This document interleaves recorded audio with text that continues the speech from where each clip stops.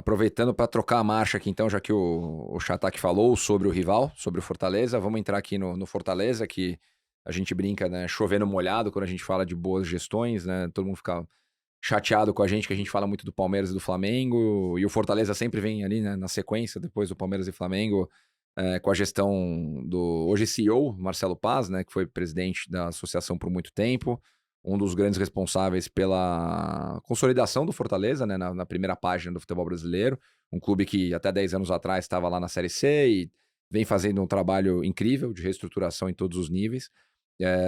Tendo ano passado, né, um indicador que chama muito a atenção porque mostra a capacidade do Fortaleza de planejar e executar futebol, né? Seja a manutenção do Vojvoda no cargo já há muito tempo, e antes do Vojvoda até um trabalho muito consistente do Rogério Ceni, mas isso mostrando que no campo dá resultado, né? O Fortaleza ano passado foi a 15ª receita do Campeonato Brasileiro, e terminou na 4ª posição, né? Então isso mostra o quê? Uma eficiência operacional grande na hora de montar elenco e desempenhar esportivamente em campo. E aí trazendo para os números, né, até o Chatak usou esse bom exemplo aí, até para o Ceará poder se balizar, né, entender o potencial do Fortaleza na Série A. O Fortaleza no passado fez 269 milhões de faturamento, praticamente o mesmo número que ele fez em 2023. Deste montante, 44% vindo de televisão, 16% vindo de patrocínios, outros 25% vindo do B2C, bilheteria, sócio, venda de camisa, e só 1% da venda de atleta, né? O Fortaleza, assim como o Vitória, teve um 24 em que não vendeu atletas, que manteve elenco, né, tentando manter o nível de performance esportiva. Isso se realizou na prática aí com a 4ª colocação no Campeonato Brasileiro, vaga direta na Libertadores.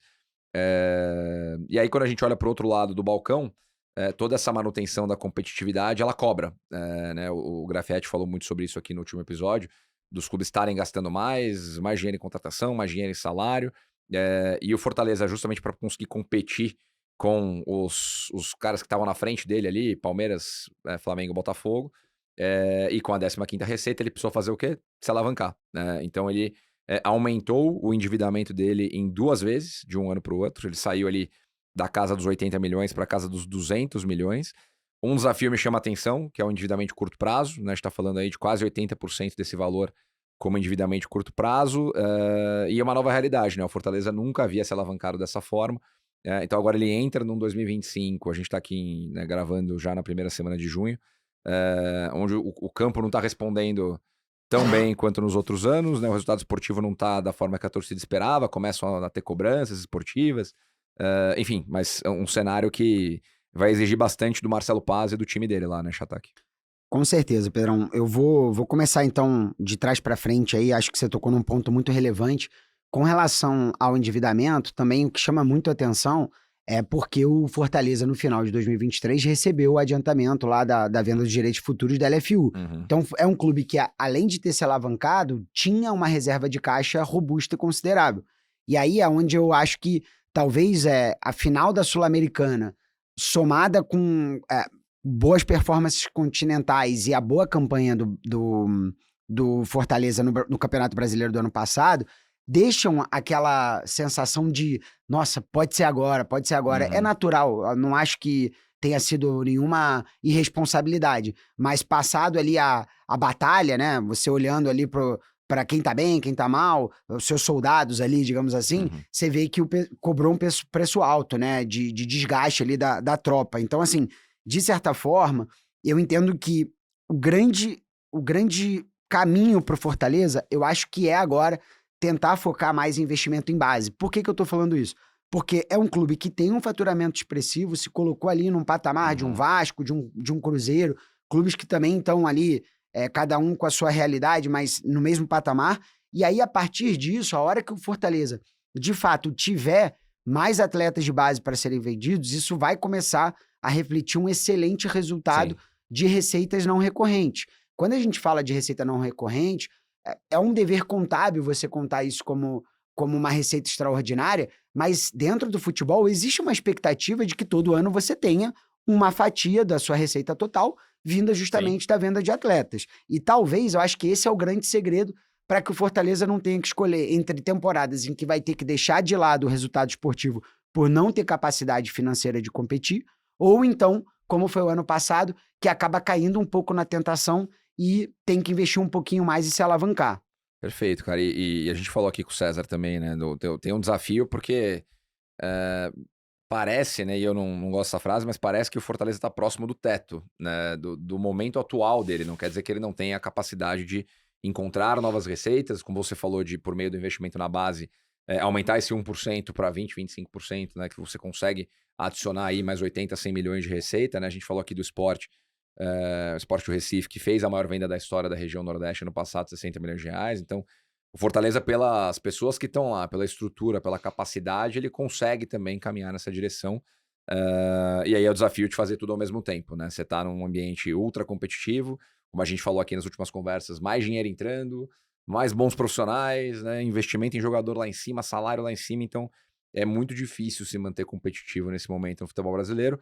Fortaleza conseguiu fazer isso até agora e a expectativa é que ele consiga, né, manter essa trajetória. E aí um dado que mostra justamente esse esforço adicional do Fortaleza para correr essa última milha aí, é que você pegar todos os anos anteriores a 24, o Fortaleza sempre deu superávit. E em 2024 ele deu o primeiro déficit, né, desse período, com 87 milhões de déficit, o que quer dizer que ele está esticando um pouquinho a corda para manter esse nível de competitividade.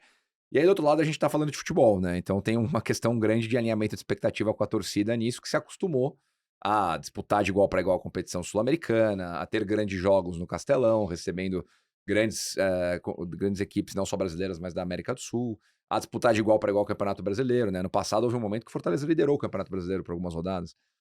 Então são feitos incríveis que, de certa forma, acabam deixando a torcida mal acostumada Claro. e um dos grandes trabalhos aí de um presidente, um CEO como o Marcelo é justamente equacionar essa expectativa toda, né?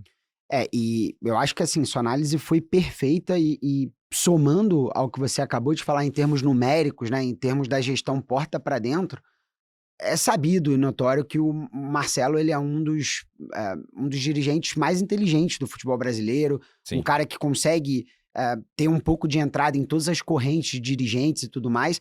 E você vê hoje o Marcelo muito preocupado com a questão da unificação das ligas, agora que os direitos de transmissão já foram Uhum. vendidos, que está tudo relativamente equacionado até 2029.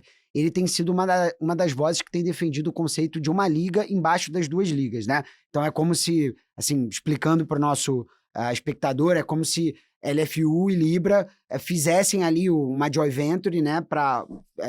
Tivessem um filho, né? Uhum. Que seria uma liga que cuidaria de calendário, arbitragem, Fair play financeiro. gramado, fair play financeiro. E ele já enxergou isso justamente, talvez por ter entendido que o Fortaleza chegou no teto. Sim. Então, quando o seu clube chega num teto, é preciso que você eleve o quê? O produto. Uhum. Então, hoje, vou trazer aqui um exemplo básico, né? Mas hoje o Bournemouth tem condição, ou o Brighton tem condição de comprar atletas de outros clubes, até grandes de outras ligas europeias, justamente por quê? Porque a Premier League está num tamanho de patamar que até os times medianos acabam ganhando ainda mais dinheiro do que a média Sim. dos outros países do Sim. continente, né? Então, eu acho que já, assim, não conversei com o Marcelo, mas eu acho que já há essa percepção e é muito importante esse movimento que ele vem fazendo justamente para sair do porta para dentro e começar a olhar Uhum. para uma situação macro, né, Pedrão? Com certeza, cara. Esse tema da liga, a gente é muito perguntado sobre ele tá quente, ele tá evoluindo e a gente espera que